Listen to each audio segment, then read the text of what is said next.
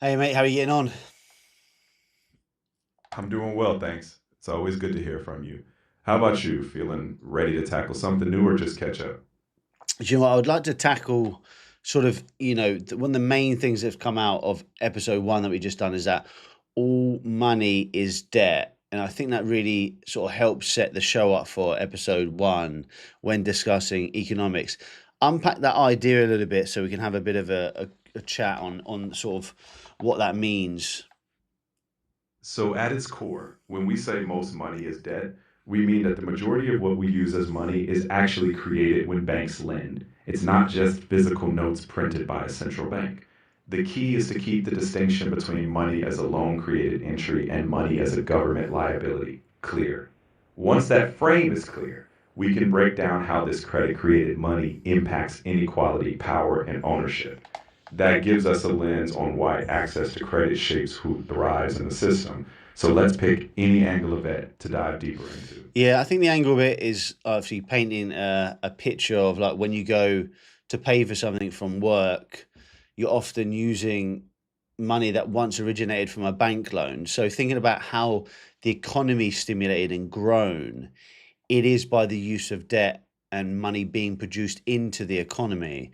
That it's not like we all own a share of money. We don't have control over this. It's kind of an act of trust. I think when people think of barter, you think of an exchange of stuff. With money in its nature, the debt fueled production of money is what was referring to. That all money, in essence, are once originated as a loan from a bank, whether that's through government subsidized spending via the central bank or just from normal bank operations. You've got it. When you get paid for your work, chances are that money's lineage traces back to a loan someone took out. And that's how the economy grows, not by dividing a finite pie of money, but by continuously creating new credit. So, money in circulation is essentially trust based IOUs, Mm. and collectively we operate on faith in that system. Yeah, yeah.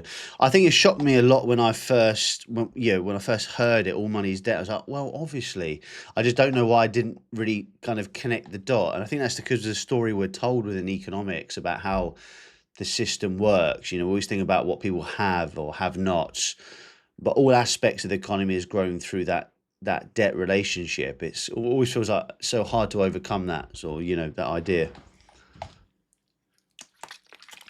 It's natural to feel that way because the story we're often told is about hard work, saving, and ownership, like there's this pile of money somewhere. But once you realize it's all based on lending and credit expansion, it's like seeing the underlying engine. And yeah, that can feel daunting to overcome because the system's growth and even its inequalities are deeply tied to that debt mechanism. Mm. And what do you think was interesting about the episode we done was obviously we just tried to highlight why being close to then the creation of money, i.e., people that already existingly have wealth, can use that wealth to compound, opportunities to lend and to create more debt, then to grow as a result their wealth base or assets. Exactly. That's where the Cantillon effect kicks in, Mm. right? Those already closest to the source of new credit, whether wealthy individuals or asset holders, can leverage that position. They can borrow first, buy assets early, and as those assets inflate, their wealth compounds. So the whole system, if left unchecked, can reinforce existing inequalities. Highlighting that was key. I think everyone really thinks about security, and often then housing is the first place that people go. I wanted to always ask, like, specifically, would you say we have more of a housing crisis because we have a lack of production of new housing? Sort of, should we say, state supported housing? Social housing is not particularly something which is even in existence here in the UK much, and I know they're promising to increase that spending. Private capital, equates to most of this, most of the property being developed, but it is not enough for the amount of people in the country. But that keeps profit and owning value high. Also, there's a lot of money that's being lent out into the economy through cheap lending. Particularly in COVID and in moments of crisis, there's a huge amount of money pumped into the economy. Would you say that's part of a system but potentially the underlying nature over the last 30 years is that we've decided to allow assets to grow out of hand. It does look like a layered feedback loop. On one side, the slow rate of building, especially affordable or social housing, has created a supply gap. On the other side, waves of cheap credit, post 2008 and COVID, pushed asset prices upward. So we've had both a supply side lag and a demand side credit surge. Over decades, that combination allowed housing to become a financialized asset class. Yeah. So, yes, it's not just recent stimulus, it's a longer term policy framework that's favored asset growth over broad-based affordability. If you could change one thing right now, what would it be to reduce the cost of housing? Because I think of a funny analogy, which kind of always rocks me, is that imagine you heard on the news that house prices are going down, or there's a drop. The news publications would go off the Richter scale, the sign of a declining economy, the crash that we expected to come. You know, even when 2008 had property tied to it, we didn't restructure the system, economically speaking, so that it was to favor less assets. We just pumped a lot of money into the economy to stabilize it.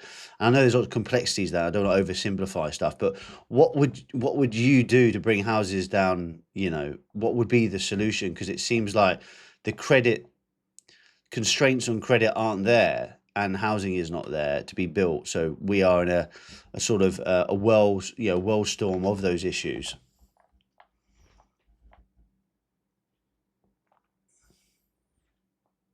If I had to pick one lever, I'd say we need a strong, large scale public house building program, direct investment in affordable, non speculative housing stock. The reason is that just constraining credit often hits first time buyers harder than large asset owners. Mm. But if you bring in a major supply of truly affordable housing, state backed or cooperative models, you shift that baseline. It wouldn't crash existing values overnight, but it eased pressure and reset expectations. Yeah. It's not simple, but it would start shifting that storm. And then potentially looking at pairing that with some more constraints on where banks and institutions are lending, so that we have a protected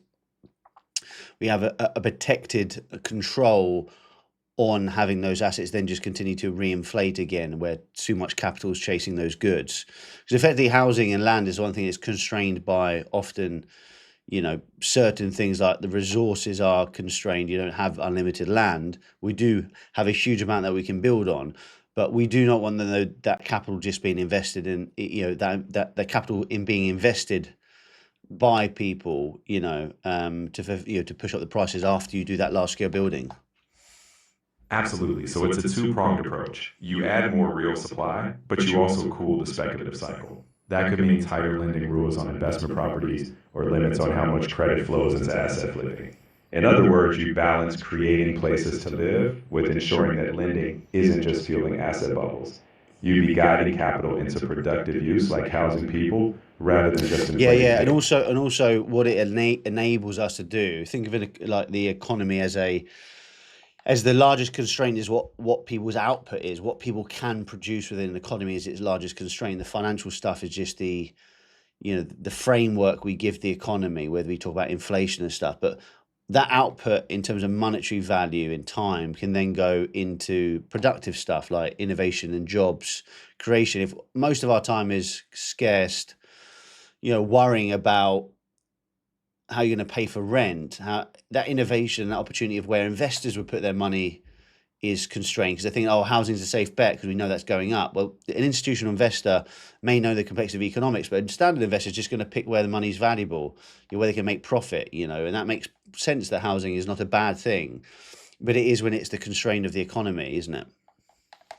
You've nailed it. If too much energy is locked into chasing housing as a speculative safe haven, it diverts capital and creativity away from genuinely productive ventures, new technologies, businesses, and innovations that expand what we can do.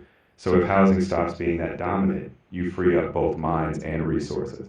It's not that housing shouldn't be valued, it's that when it dominates, it crowds out that broader economic potential.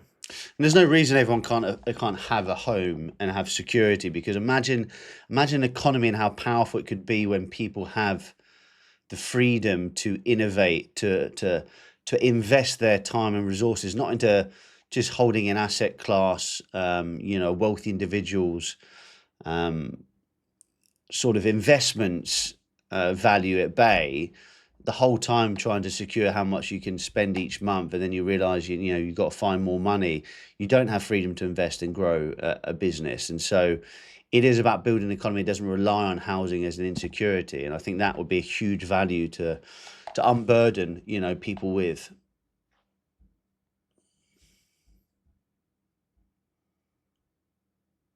That's the heart of it. When people have a stable foundation, they're free to take risks, innovate, and actually build things that push the economy forward.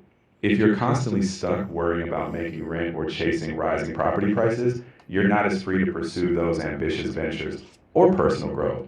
So by reducing that burden, you unlock human potential. And That's part of that is why we need to look at what's the role of the state here, but in particularly how banks are this, you know, one of these machines within the system, isn't it? And that's why I think the episode one was a great starting point for us.